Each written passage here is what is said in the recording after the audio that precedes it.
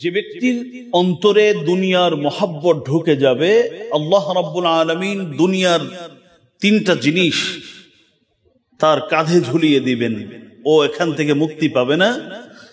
এক নম্বর, এমন ব্যস্ততার কারণে সে সব ভুলে যাবে, ব্যস্ততা থেকে সে মৃত্যুর আগ পর্যন্ত মুক্তি পাবে না। দুই নম্বর, এমন আকাঙ্ক্ষা চাহিদা তার বাড়বে যেটার শেষ নেই। তিন নম্বর, লোভ লালসা এমন বাড়বে, বয়স বাড়ে তো লোভও বাড়ে। ব্যাখ্যা করে নবীজি বলেন, ফাতারিবুল আখিরাহ, যে ব্যক্তি আখিরাত তালাশ করে, তার সব কাজ আখিরাতমুখী। তাতলুবুহু দুনিয়া, দুনিয়াও তাকে তালাশ করে। হাত্তা ইয়াস্তাকমিলা ফিহা রিজকাহু, দুনিয়ায় তার জন্য আল্লাহর পক্ষ থেকে যতটুকু রিজিক বরাদ্দ সেটা তার কাছে পৌঁছে দেবার জন্য।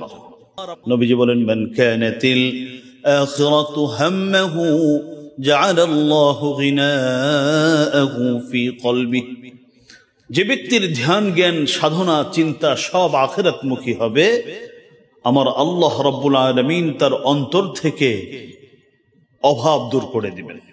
কিছু মানুষ আল্লাহ দেয়া বিশাল বাড়ি ব্যবহার করে, কিন্তু কপাল পোড়া, মৃত্যু পর্যন্ত আল্লাহর শুকরিয়াটা তার জবান দিয়ে বের হয় না, এমন কিছু মানুষ আছে।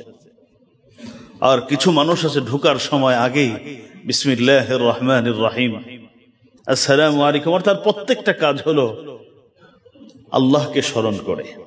পৃথিবীতে সন্তান পরীক্ষার জন্য, সম্পদ পরীক্ষার জন্য, পদ পদবী পরীক্ষার জন্য, সুস্থতা পরীক্ষার জন্য, অসুস্থতা পরীক্ষার জন্য, যা কিছু আছে সব পরীক্ষার বস্তু।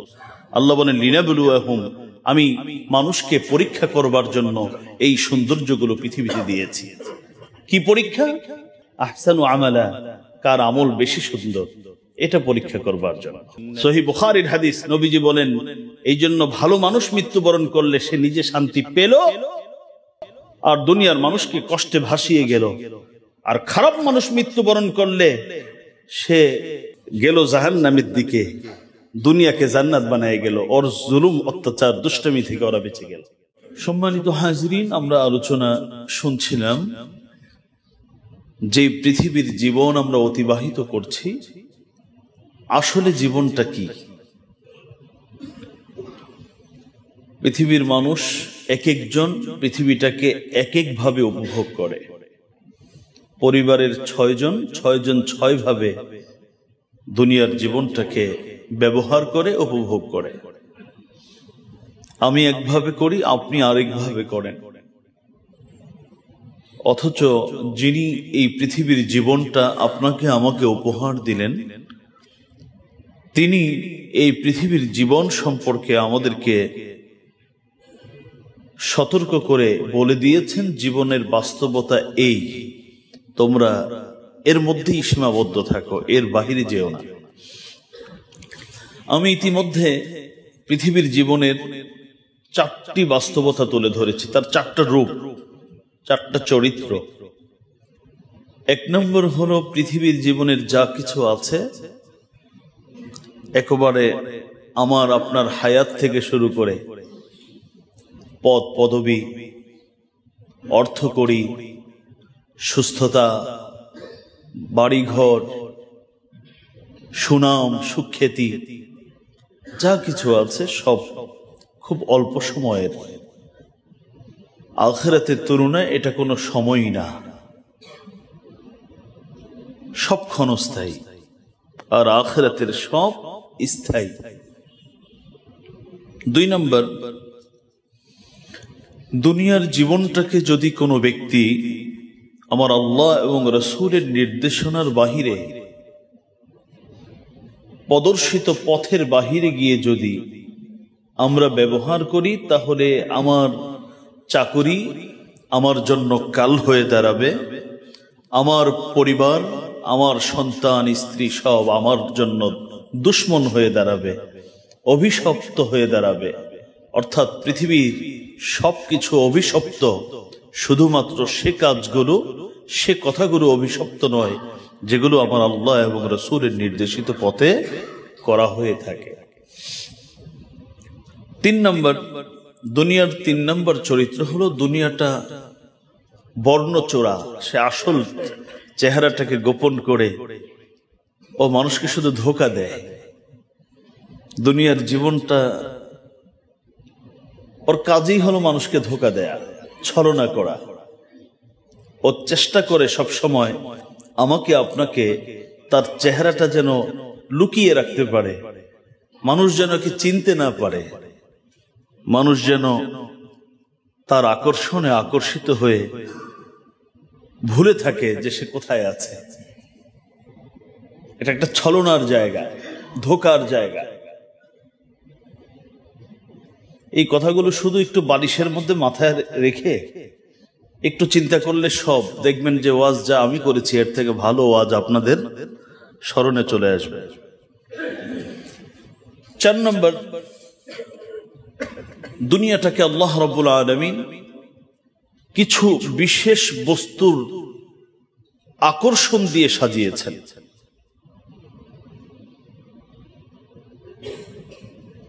পৃথিবীটাকে আল্লাহ রাব্বুল আলামিন আকর্ষণ করে এমন কিছু বস্তু দিয়েই সুসজ্জিত করেছেন।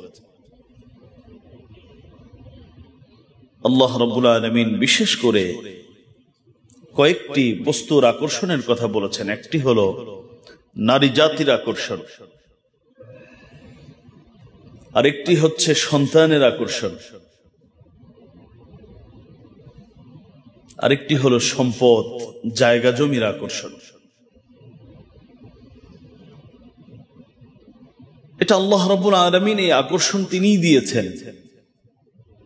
আবার বলে দিয়েছেন যে এই পৃথিবীতে চলবে, এগুলো ব্যবহার করবে, এখানে থাকবে, সবকিছু করবে, কিন্তু এর আকর্ষণটা তোমার অন্তরের ভিতরে যেন না ঢুকে যায়। যদি এর আকর্ষণ কারো ভিতরে ঢুকে যায় তাহলে এগুলো কিয়ামত দিবসে এই সন্তান বাবা মার দুশমন হয়ে দাঁড়াবে, বাবা মা সন্তানের দুশমন হয়ে যাবে। যখন সে জানতে পারবে এই সন্তানের কারণে আমি জাহান্নামী, এই স্ত্রীর কারণে অথবা এই স্বামীর কারণে আমি জাহান্নামী, অথবা যখন বুঝতে পারবে যে এই সম্পদটার কারণেই আমি সব হারালাম, তখন সে এগুলোকে দুশমন বলে আখ্যা দিবে। আল্লাহ রাব্বুল আলামিন দুনিয়ার চতুর্থ পরিচয় দিয়ে বলেছেন যে এটা আমি কিছু আকর্ষণীয় বস্তু দিয়ে দুনিয়াটাকে আমি সাজিয়েছি।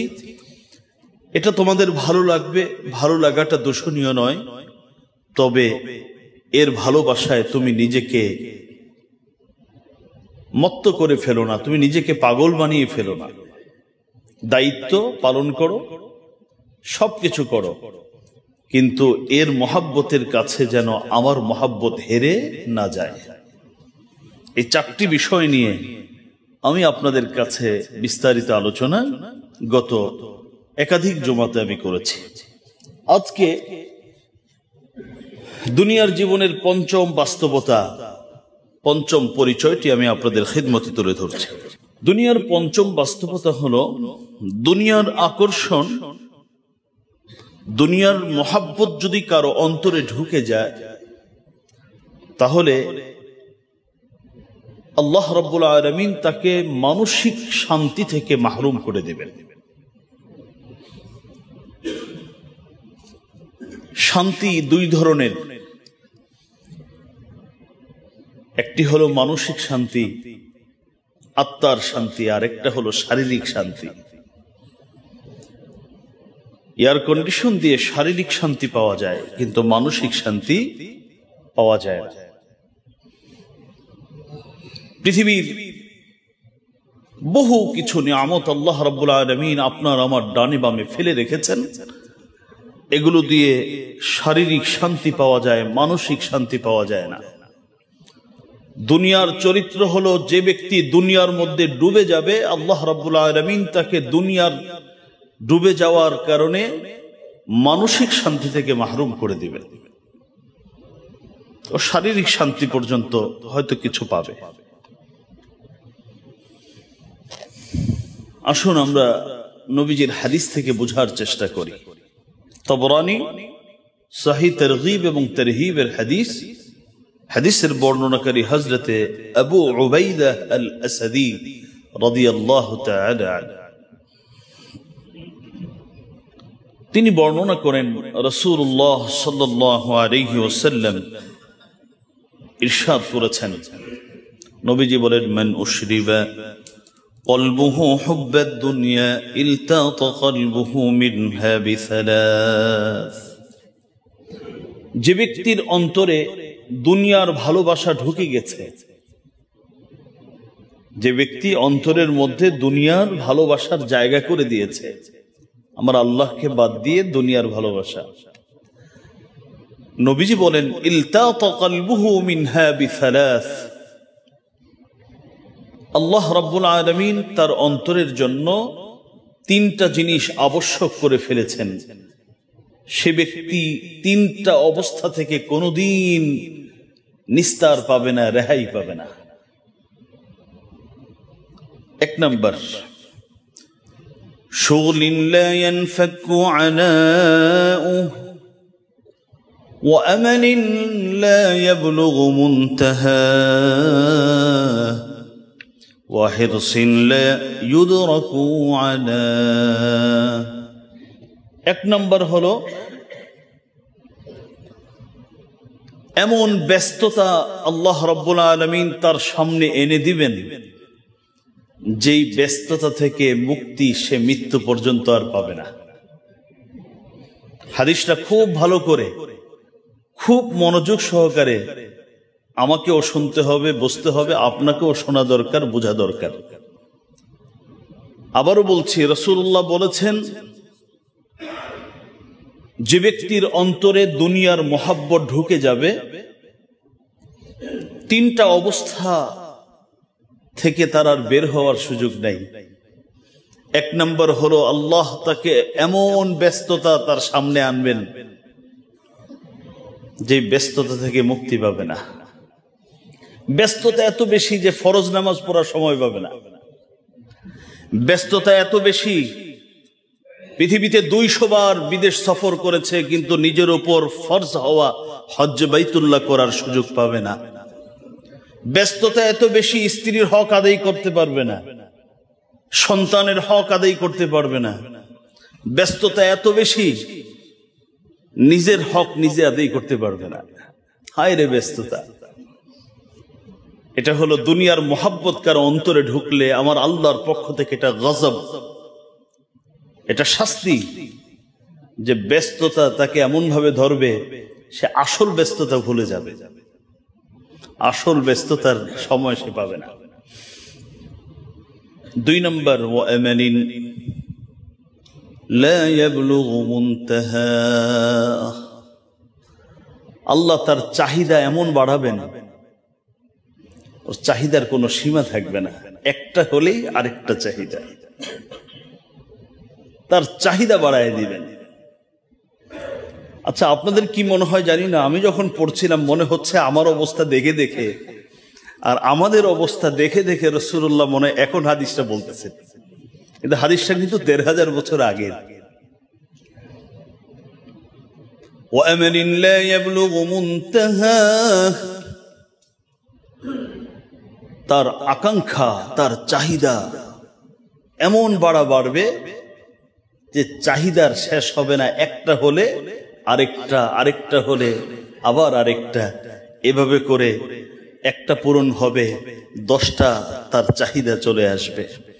10টা পূরণ করবে, 100টা চাহিদা তার সামনে চলে আসবে।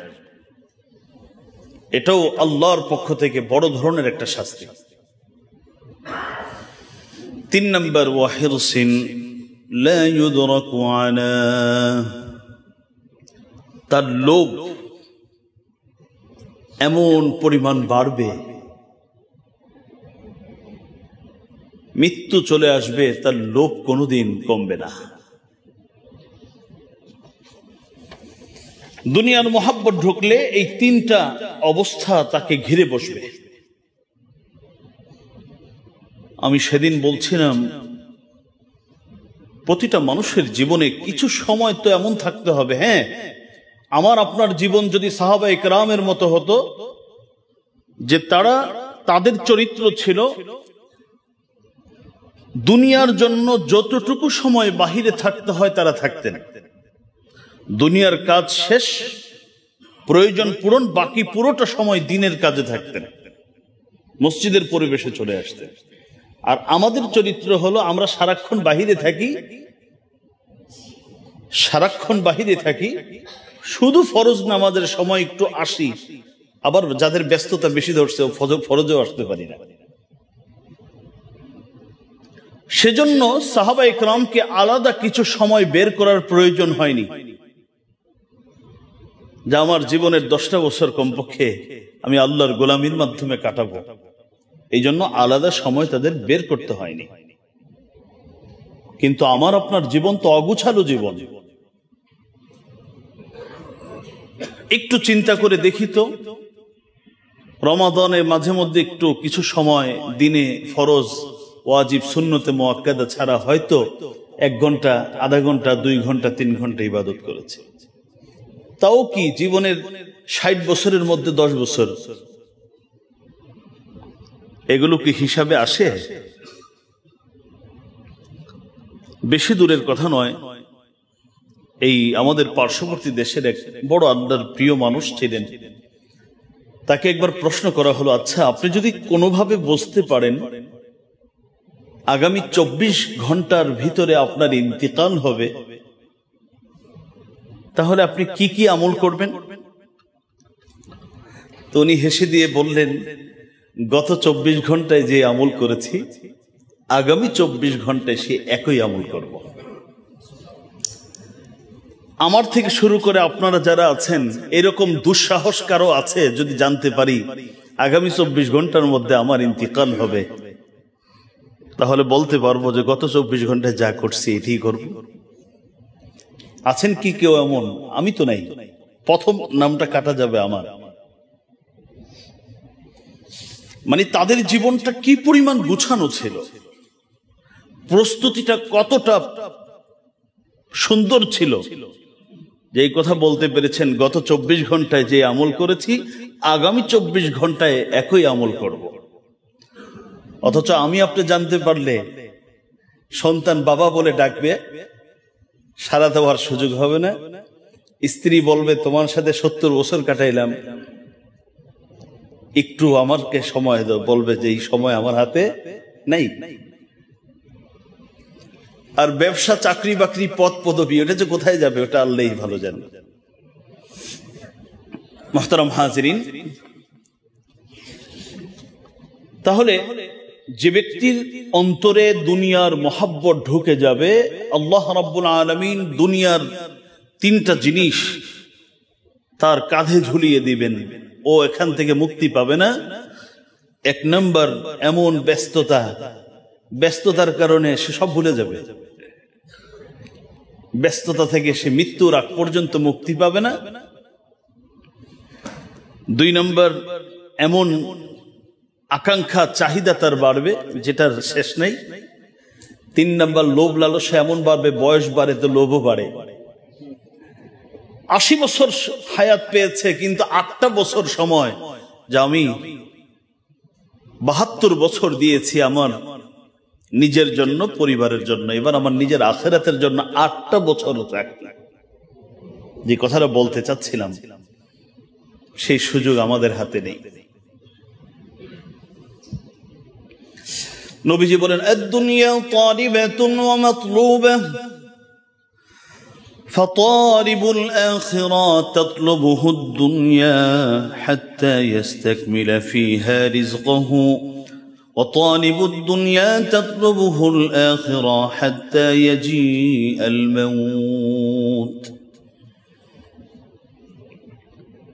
নবীজি বলেন, দুনিয়ার 2টা চরিত্র, একটা হলো দুনিয়া নিজে অনুসন্ধান করে, তালাশ করে, ও মাতলুবা, এবং দুনিয়া এমন একটা বস্তু যাকে মানুষ তালাশ করে। একটু পরে ব্যাখ্যাটা বুঝতে পারবেন। নবীজি বলছেন দুনিয়া নিজে তালাশ করে এবং দুনিয়াকে মানুষ তালাশ করে। কি বললেন নবীজি? হাদিসের পরের অংশে নবীজি ব্যাখ্যা করে দিচ্ছেন, ফাতারিবুল আখিরা তাতলুবুহু দুনিয়া হাত্তা ইস্তাকমিলা ফিহা রিজকাহু। নবীজি বলেন দুনিয়া তালাশ করে এবং দুনিয়াকে তালাশ করা হয়, আখিরাতও তালাশ করে এবং আখিরাতকে তালাশ করা হয়।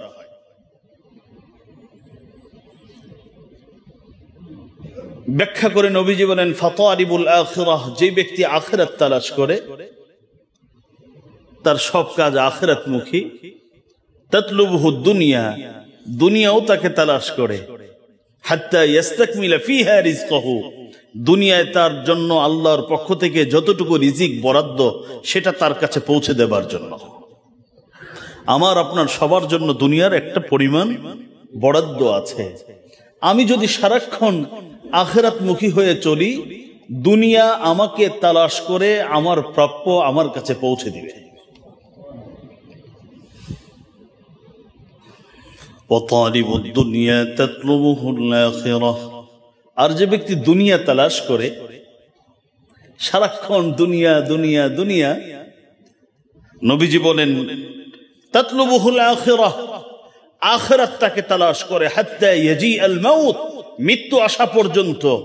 ডানে বামে চোখের সামনে এমন বহু ঘটনা আমার সামনে ঘটে যাবে যেটা আমাকে আখিরাতকে স্মরণ করিয়ে দিবে। হঠাৎ করে আমার সন্তান আমার সামনে চলে গেছে, আমার ভাই আমার সামনে চলে গেছে, এমন জীবনে এমন কিছু অবস্থা আসছে, এই অবস্থা আমাকে বলে দিচ্ছে এইটা স্বার্থপর দুনিয়ার জন্য কি করতেছ, তুমি তোমার আখিরাতকে সেদিকে তুমি অগ্রসর হও। তাহলে দুনিয়া নিজে তালাশ করে এবং তাকে তালাশ করা হয়। কিছু মানুষ আছে যারা দুনিয়ার জন্য তার সব আয়োজন, আর কিছু মানুষ আছে তার আয়োজন আখিরাতের জন্য। যারা আখিরাতের জন্য কাজ করে, দুনিয়া তার পায়ের কাছে চলে আসে, কারণ ওটা তো আমার জন্য বরাদ্দ।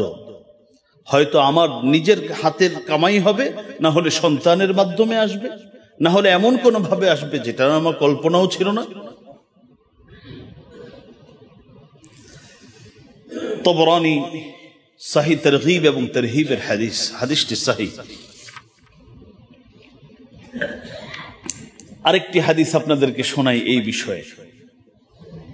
এই হাদিসের বর্ণনাকারী হযরত আনাস ইবনে মালিক রাদিয়াল্লাহু তাআলা আনহু, তিনি বলেন রাসূলুল্লাহ সাল্লাল্লাহু আলাইহি ওয়াসাল্লাম ইরশাদ করেছেন, মান কানাতিল আখিরাতু হাম্মাহু জাআলাল্লাহু গিনাআহু ফি কলবিহি ওয়া জামা'a লাহু শামলাহু ওয়া আতাতহু আদ-দুনিয়া ওয়া হিয়া রাগিমাহ। নবীজি বলেন, যে ব্যক্তির ধ্যান জ্ঞান সবকিছু আখিরাত, যাবে ফ্যাক্টরিতে, তো যাওয়ার সময় চিন্তা করে আমার জোহরের নামাজ আমি কিভাবে কোথায় বলব। আছে না এরকম কিছু মানুষ? যাবে দুনিয়া কামাই করতে, কিন্তু চিন্তা করছে এই ডিলটা করলে আমার আল্লাহ নারাজ হবেন, আমি কি এখানে কোনো অবৈধ পথ অবলম্বন করছি। যাচ্ছে দুনিয়া, কিন্তু ফিকির কি আখিরাত। নবীজি বলেন, মান কানাতিল আখিরাতু হাম্মাহু জাআলাল্লাহু গিনাআহু ফি কলবিহি, যে ব্যক্তির ধ্যান জ্ঞান সাধনা চিন্তা সব আখিরাতমুখী হবে, আমার আল্লাহ রাব্বুল আলামিন তার অন্তর থেকে অভাব দূর করে দিবেন। এটা পুরস্কার। মানুষের অন্তরের যে চাওয়া, খালি খাই খাই, আমাদের বাসায় খালি লাগবে, আরে কত লাগার আগে 5টা 10টা 20টা 50টা না আরো বেশি লাগবে ভাই। তো আল্লাহ রাব্বুল আলামিন তার অন্তর থেকে এই যে খাই খাই যে অবস্থাটা, এটা সরায় দিবেন, অভাব দূর করে দিবেন। 2 নাম্বার, যেহেতু মানুষ তার হাজারো ব্যস্ততা থাকবে, হাজারো কাজ থাকবে, আল্লাহ রাব্বুল আলামিন এই কাজগুলোকে খুব সহজে সমাধান করে দিবেন।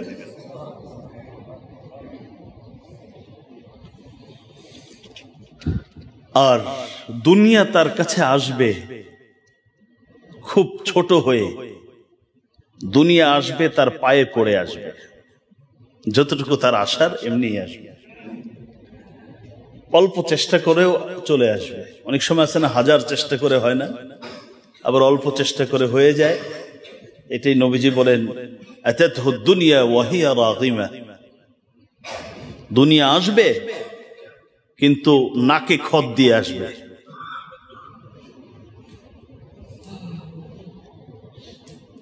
ওমান কানাতিদ দুনিয়া হাম্মাহু جعل الله فقره بين عينيه وفرق عليه شمله ولم يأته من الدنيا إلا ما قدر له। আর যে ব্যক্তির ধ্যান জ্ঞান চাহিদা চাওয়া পাওয়া সবকিছু হলো দুনিয়া কেন্দ্রিক, নবীজি বলেন আল্লাহ রাব্বুল আলামিন তার দুই চোখের সামনে শুধু অভাব, চাহিদা, প্রয়োজন এনে দিবেন। খালি সবকিছুর সামনে এনে দিবেন, কত প্রয়োজন দেখবে, হ্যাঁ সবই তো প্রয়োজন, আসল প্রয়োজনটা ভুলে যাবে। ওয়াফাররাকা আলাইহি শামলাহু, আর তার যত প্রয়োজন আছে এগুলোকে আল্লাহ বিক্ষিপ্ত করে দিবেন, ছড়াই ছিটাই দিবেন, অর্থাৎ কাজ বাড়ায় দিবেন। ওয়ালাম ইয়াতিহি মিনাদ দুনিয়া ইল্লা মা কুদ্দিরা লাহু, আর দুনিয়াও তার কাছে আসবে, তবে দুনিয়া অতটুকু আসবে যতটুকু তার নসিবে লেখা হয়েছিল। প্রতিটা মানুষের জন্য আমাকে আপনাকে সৃষ্টি করার 50,000 বছর আগে আমি আপনি কতটুকু পাবো পৃথিবীতে এটা লেখা হয়ে থাকে। কথা বুঝতে পেরেছেন? অতটুকু আমার চলে আসবে, চেষ্টা বেশি করি আর কম করি, এতে কি হবে না, কোনো কাজ হবে না। এই হাদিসটি আপনারা পাবেন তিরমিজি শরীফে। হযরত আব্দুল্লাহ ইবনে আমর রাদিয়াল্লাহু তাআলা আনহুমা তিনি বর্ণনা করেন, ইন্না যুহদ ফিদ দুনিয়া ইউরিহুল কলব ওয়াল বাদান, কোন ব্যক্তি যদি আখিরাতমুখী জীবন পরিচালনা করতে পারে, এই আখিরাতমুখী জীবন পরিচালনা করাটাই তার অন্তরকে শান্তি দিবে এবং তার শরীরকে শান্তি দিবে। ওয়া ইন্নার রুগবাতা ফিহা তুকসিরুল হাম্মা ওয়াল হুজন, আর যে ব্যক্তি দুনিয়া ডুবে থাকবে আল্লাহ তার পেরেশানি, তার দুশ্চিন্তা, তার প্রয়োজন আল্লাহ বাড়ায় দিবে। মুসনাদ আশ-শিহাব কিতাবের মাঝে কাযাঈ, ইমামে কাযাঈ এই হাদিসটি বর্ণনা করেছেন। মুহতারাম হাজিরিন, তাহলে আমরা দুনিয়ার 5 নম্বর চরিত্র জানলাম। দুনিয়ার মধ্যে যারা ডুবে, আল্লাহ পাক রব্বুল আলামিন তাদেরকে দুনিয়াতে কি কি সমস্যায় ফেলে দেন, এই কথাগুলো আমরা এই আলোচনা থেকে জানলাম। 6 নম্বর, দুনিয়ার 6 নম্বর পরিচয় হলো দুনিয়াটা হলো পরীক্ষাগার। আমরা সবাই কম বেশি পড়ালেখা করেছি, কেউ হয়তো ইংলিশ মিডিয়ামে পড়েছি, কেউ বাংলা মিডিয়ামে, কেউ আরবিক মিডিয়ামে, একজন কোথাও না কোথাও কম হোক বেশি হোক আমরা পড়েছি, অনেকে দেশ বিদেশে আমরা পড়েছি। পড়ালেখার মধ্যে আমরা 3 মাস, 2 মাস, 6 মাস পড়ালেখা করে আমরা একটা পরীক্ষা সম্মুখীন হতাম, পরীক্ষা দিতাম, পরীক্ষা দিয়ে আবার অপেক্ষায় থাকতাম ফলাফল আসবে। প্রথম 3 মাস যে পড়ালেখা করতাম এটা পরীক্ষাগার না, ওটা পাঠাগার, ওখানে আমি পড়ালেখা করি। কিন্তু পরীক্ষায় 3 মাস পড়ালেখা করে পরীক্ষা দিই কয় ঘন্টা? 3 ঘন্টা, 3.5, 4, 5। কেউ তো 20 বছর পড়ালেখা করে পরীক্ষা দেয় 1 ঘন্টা। পড়ালেখা 20 বছরের, কিন্তু পরীক্ষা কয় ঘন্টার? 1 ঘন্টার। যেখানে পরীক্ষা দেওয়া হয় এটাকে বলা হয় পরীক্ষাগার, দারু ইবতিলাইন ওয়া ইখতিবারিন, পরীক্ষার জায়গা। আমরা পরীক্ষা দিতে আসছি, পড়ালেখা করলাম কোথায়? আত্মার জগতে, শিখাই দিছে এটাই তোর সবকিছু। এখন পরীক্ষা দিচ্ছি, আর আখিরাত হলো ফলাফলের জায়গা, রেজাল্ট ঘোষণা এবং পুরস্কার দেবার জায়গা হলো আখিরাত। তো দুনিয়াটা হলো পরীক্ষাগার। কোন ছাত্র, সুস্থ ছাত্র পরীক্ষাগারে গিয়ে এটা তার জীবনের সবকিছু মনে করে না। সে এটা মনে করে যে এখানে আমি পরীক্ষা দিব, ফলাফল এখান থেকে নয়, বরং ফলাফল আমাকে অন্য জায়গায় দিবে এবং এই ফলাফল আমি মৃত্যু পর্যন্ত ভোগ করতে থাকব। এই তো কোরআন হাদিস গভীরভাবে পড়ালেখা করলে এই কথাটা পরিষ্কার হয়ে যাবে যে দুনিয়াটা হচ্ছে পরীক্ষাগার সবার জন্য, আমার আপনার সবার জন্য। এই মর্মে আল্লাহ কি বলেন শুনুন। সূরাতুল মুলকের প্রথম দুটো আয়াত আল্লাহ বলেন, তাবারাকাল্লাযী বিয়াদিহিল মুলকু ওয়া হুয়া আলা কুল্লি শাইইন কাদির আল্লাযী খালাকাল মাউতা ওয়াল হায়াতা লিয়াবলুয়াকুম আইয়ুকুম আহসানু আমালা ওয়া হুয়াল আজিজুল গফুর। তাবারাকাল্লাযী বিয়াদিহিল মুলক, মহামহিয়ান সেই সত্তা, মহামহিয়ান সেই সত্তা, আল্লাযী বিয়াদিহিল মুলক, যার হাতে সার্বভৌম ক্ষমতা, যার হাতে রাজত্ব, কর্তৃত্ব, নেতৃত্ব সবকিছু। ওয়া হুয়া আলা কুল্লি শাইইন কাদির, তিনি সবকিছুর উপর ক্ষমতা রাখেন। الذي خلق الموت والحياة ليبلوكم أيكم أحسن عملا وهو العزيز الغفور। الذي خلق الموت والحياة, যিনি সৃষ্টি করেছেন মৃত্যুকে জীবনকে, লিয়াবলুয়াকুম, আল্লাহ বলেন তোমাদেরকে পরীক্ষা করবার জন্য। জীবন মৃত্যু এর মূল উদ্দেশ্য হলো তোমাদেরকে পরীক্ষা করার জন্য। আইয়ুকুম আহসানু আমালা, তোমাদের মাঝে কে আমলের দিক থেকে, কাজের দিক থেকে সর্বোত্তম, এটা পরীক্ষা করার জন্য। কে প্রথম, কে দ্বিতীয়, কে তৃতীয়, কে উত্তীর্ণ, কে অনুত্তীর্ণ, এই পরীক্ষা করবার জন্য আমি জীবন এবং মৃত্যু দিয়েছি। ওয়া হুয়াল আজিজ আল গফুর, তিনি পরাক্রমশালী এবং ক্ষমাময়। বুঝাই দিলেন আমার এই কথাকে শোনার পরে যারা উল্টাপাল্টা চলবা তাদের জন্য আমি আজিজ, আর যে ফিরে আসবা আমার পথে আমি তার জন্য গফুর। ওয়া হুয়াল আজিজুল গফুর। এই আয়াত দুটোর মধ্যে আল্লাহ রাব্বুল আলামিন পরিষ্কার করে বলে দিলেন তোমাদেরকে পরীক্ষা নেবার জন্য আমি হায়াত মওত দিয়েছি। জীবনটা পরীক্ষা, আর মৃত্যুর পরে তোমাদের ফলাফল। সূরাতুল কাহফ 7 এবং 8 নম্বর আয়াত আল্লাহ বলেন, ইন্না জাআলনা মা আলাল আরদি জিনাতান লাহা লিনাবলুয়াহুম আইয়ুহুম আহসানু আমালা ওয়া ইন্না লাজাঈলুনা মা আলাইহা সাঈদান জুরজা। আল্লাহ বলেন, ইন্না জাআলনা মা আলাল আরদি, জমিনের উপর যা কিছু আছে, এটা মানুষ হোক, গাছপালা, পাহাড় পর্বত, নদী নালা, খাল বিল, সমুদ্র, চাঁদ, সূর্য, অর্থাৎ জমিনের উপর যা কিছু আছে এবং জমিনের ভিতরে যা গচ্ছিত খনিজ সম্পদ আছে, আল্লাহ বলেন সব কিছু হলো পৃথিবীর সৌন্দর্য। এগুলো আখিরাতের, এগুলোর পাই পয়সা বলে গ্রাম্য ভাষায়, এটা পাই পয়সারও কি নেই, কোনো মূল্য নেই। ইন্না জাআলনা মা আলাল আরদি জিনাতান লাহা লিনাবলুয়াহুম আইয়ুহুম আহসানু আমালা। আল্লাহ বলেন কেন এত সৌন্দর্য আমি কেন দিয়েছি? আল্লাহ বলেন প্রতিটা বস্তু দিয়ে তোমাদেরকে পরীক্ষা করবার জন্য। কিছু মানুষ আল্লাহ দেয়া বিশাল বাড়ি ব্যবহার করে, কিন্তু কপাল পোড়া মৃত্যু পর্যন্ত আল্লাহ শুকরিয়াটা তার জবান দিয়ে বের হয় না, এমন কিছু মানুষ আছে। আর কিছু মানুষ আছে ঢোকার সময় আগেই বিসমিল্লাহির রহমানির রহিম, আসসালামু আলাইকুম, আর তার প্রত্যেকটা কাজ হলো আল্লাহকে স্মরণ করে। তো এগুলো পৃথিবীতে সন্তান পরীক্ষার জন্য, সম্পদ পরীক্ষার জন্য, পদ পদবী পরীক্ষার জন্য, সুস্থতা পরীক্ষার জন্য, অসুস্থতা পরীক্ষার জন্য, যা কিছু আছে সব পরীক্ষার বস্তু।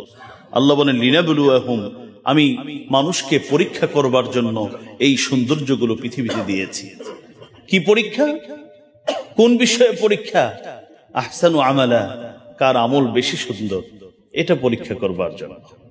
وَإِنَّا لَجَاعِلُونَ مَا عَلَيْهَا صَعِيدًا جُرُزًا, আল্লাহ বলেন একদিন এগুলো আমি আবার সব শেষ করে দিব। সমতল ভূমিতে এই জমিনটাকে আমি কি করব? পরিণত করব। ওদিন আবার কিচ্ছু থাকবে না। যদি এগুলো আমরা অনেক সময় বাসা বাড়ি ভাঙি, ভাঙার সময় দামি বস্তুগুলোকে আলাদা করি না, এগুলোকে একটু আলাদা করে, এগুলো মহামূল্যবান আছে না? আর যেগুলো দাম নেই ওগুলো সব ভাঙ্গা চুরমার করে দেয়। আমার আল্লাহ কি করবেন? পৃথিবী ভেঙ্গে চুরমার করবেন, কিন্তু এখানে কোনো দামি কিছু না থাকার কারণে কিছু রাখবে না। যে না অমুক টাওয়ারটা রেখে দিই, ওটা মহামূল্যবান, 165 তালা, না এটা আমার কাছে পাই পয়সারও দাম নেই। এই জন্য আল্লাহ বলেন এগুলো শোভা সৌন্দর্য, কিন্তু একদিন আমি এগুলো কিছু রাখবো না, সব ভেঙ্গে চুরমার করে দিব, কারণ এগুলো আমার কাছে একটা পয়সার মূল্য নেই। মুহতারাম হাজিরিন, এই মর্মে বহু আয়াত আছে, আমি সেদিকে যাব না। আমি শুধু এতটুকু আপনাদেরকে বুঝাবার চেষ্টা করছি, পৃথিবীটা পরীক্ষার জায়গা। আল্লাহ পাক এক একজনকে এক একটা দিয়ে পরীক্ষা দেয়। সন্তান ভালো সুস্থ সন্তান দিয়ে পরীক্ষা দেয়, অসুস্থ সন্তান দিয়ে পরীক্ষা, ভালো স্ত্রী দিয়ে পরীক্ষা, কখনো বা অসুস্থ স্ত্রী দিয়ে পরীক্ষা, পদ দিয়ে পরীক্ষা, পদ নিয়ে পরীক্ষা। এক একজনকে আল্লাহ এক একভাবে পরীক্ষা নেয়, কারণ এটা হলো পরীক্ষার জায়গা। তবে একটা কথা আজকে বলে দেই, আমরা অনেক সময় কেউ যদি পরীক্ষায় পড়ে, আমরা মনে করি এই লোকটা হলো জগতের সব থেকে নিকৃষ্ট মানুষ, আর আমি যেহেতু খুব বহুত দিন যাবৎ কোনো বিপদ আপদে পড়ি না, আমি হলাম জগতের শ্রেষ্ঠ মানুষ। বিষয়টা এমন নয়। আমার তো মাঝে মধ্যে কোনো কারো পরিবার অসুস্থ থাকলে, কেউ বেশি অসুস্থ থাকলে, বেশি পেরেশানিতে পড়লে আমার কাছে মনে হয় যে ওই লোকটা মনে হয় আল্লাহর কাছে বেশি প্রিয়। তা আমার কথা না, এটা নবীজির কথা। আপনারা হাদিসটা শুনলে আপনাদের কাছেও আশা করি এমনটি মনে হবে। রাসূলুল্লাহ সাল্লাল্লাহু আলাইহি ওয়াসাল্লাম হযরত সাদ ইবনে আবি ওয়াক্কাস থেকে বর্ণিত, তিরমিজি ইবনে মাজার হাদিস, রাসূলুল্লাহ বলেন আশাদ্দুন নাসি বালাআন আল আম্বিয়া সুম্মা আল আমসাল ফাল আমসাল। নবীজি বলেন পৃথিবীতে মানুষকে যত পরীক্ষা নেওয়া হয়, এর মধ্যে সবথেকে কঠিন পরীক্ষা নেওয়া হয় নবীদের। সবচেয়ে কঠিন পরীক্ষা কাদের? নবীদের। আমি তো মাঝে মধ্যে মনে করি রাসূলুল্লাহ সাল্লাল্লাহু আলাইহি ওয়াসাল্লামকে যেই পরীক্ষা দিয়েছিলেন,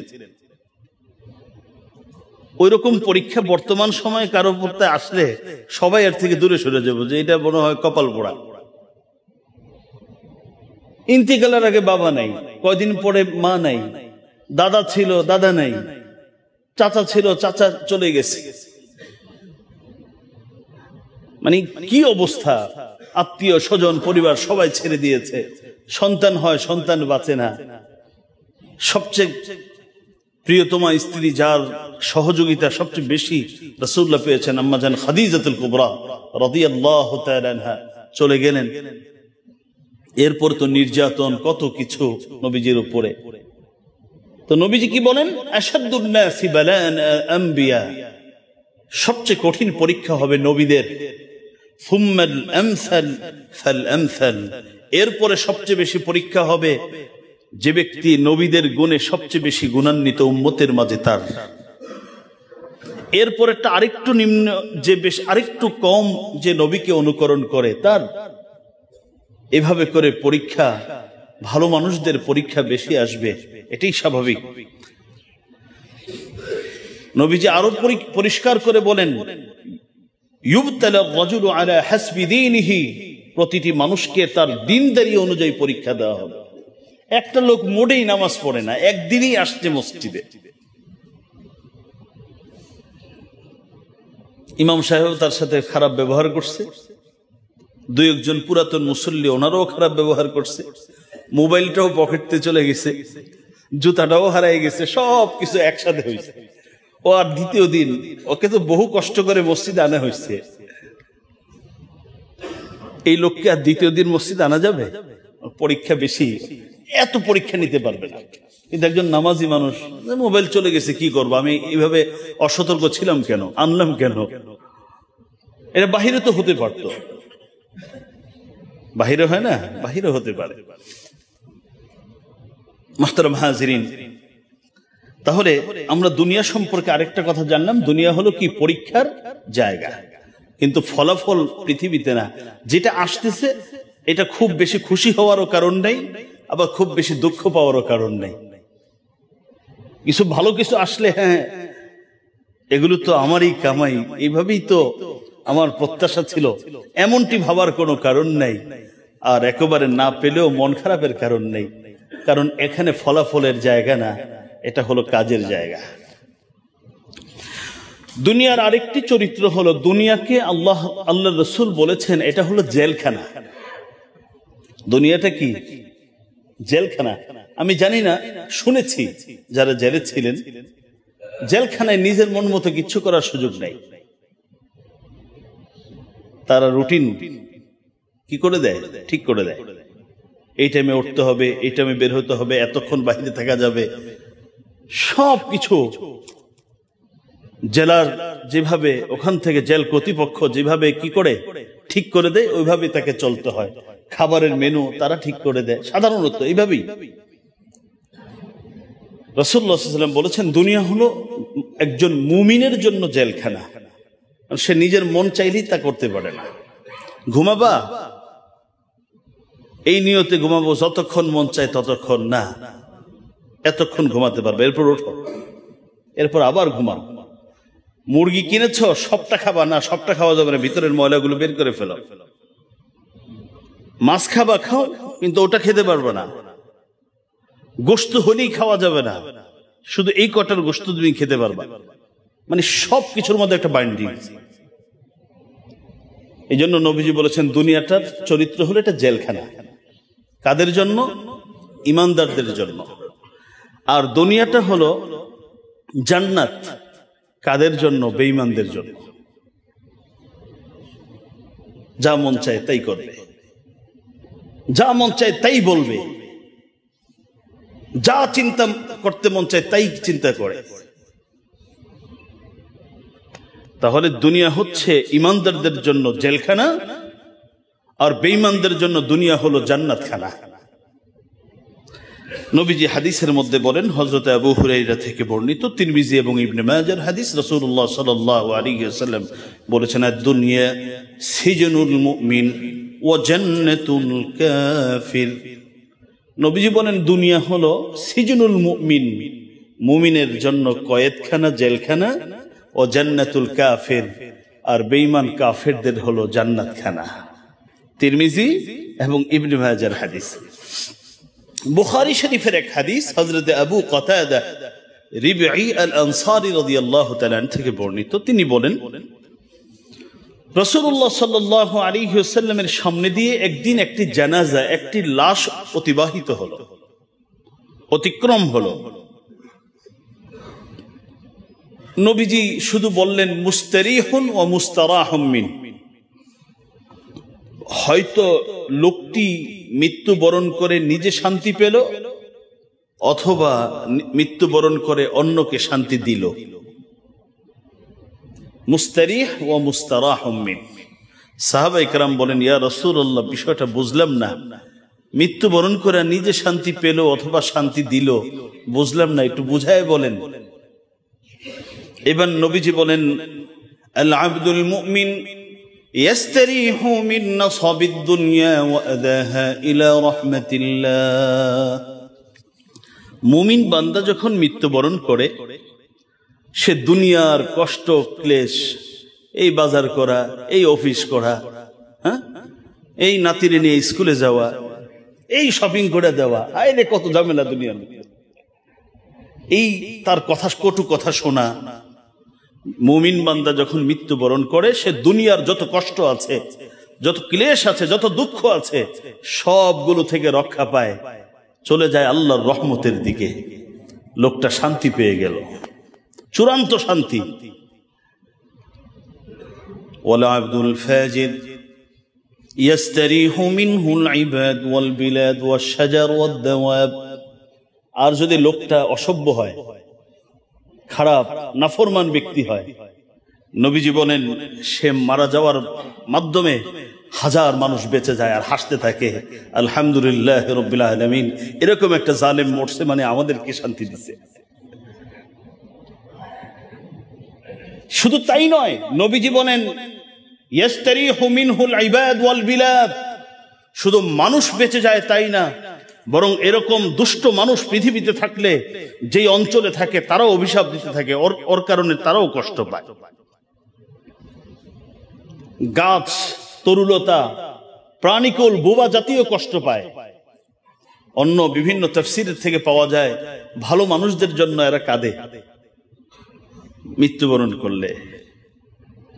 যেই জায়গাটায় নামাজ পড়ি, তাফসীরের কিতাবে আসছে যে এই জায়গাটা যখন আমাকে আপনাকে পাবে না, আফসোস করবে, কাঁদবে। আবার যখন দুষ্ট মানুষ কোথাও দুষ্টামি করে, তখন হ্যাঁ এই জালেমটা যদি একটু শর্ত, আর এই জায়গায় এসে যদি কোনো ভালো মানুষ ভালো কাজ করত, এইভাবে করে আফসোস করে। সহিহ বুখারীর হাদিস, নবীজি বলেন এই জন্য ভালো মানুষ মৃত্যুবরণ করলে সে নিজে শান্তি পেল আর দুনিয়ার মানুষকে কষ্টে ভাসিয়ে গেল। আর খারাপ মানুষ মৃত্যুবরণ করলে সে গেল জাহান্নামের দিকে, দুনিয়াকে জান্নাত বানায় গেল। ওর জুলুম, অত্যাচার, দুষ্টমি থেকে ওরা বেঁচে গেল। সহিহ বুখারীর হাদিস। সর্বশেষ কথা হলো আদ-দুনিয়া মাজরাআতুল আখিরাহ।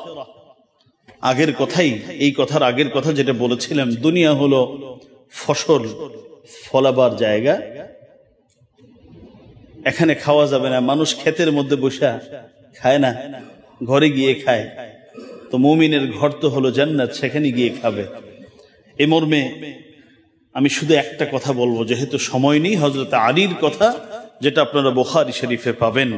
হযরত আলী বলেন ইরতাহালাতিদ দুনিয়া মুদবিরাতান ওয়ারতাহালাতিল আখিরা মুকবিলাতান ওয়া লিকুল্লি ওয়াহিদিন মিনহুমা বানুন ফাকুনু মিন আবনাইল আখিরা ওয়া লা তাকুনু মিন আবনাইদ দুনিয়া।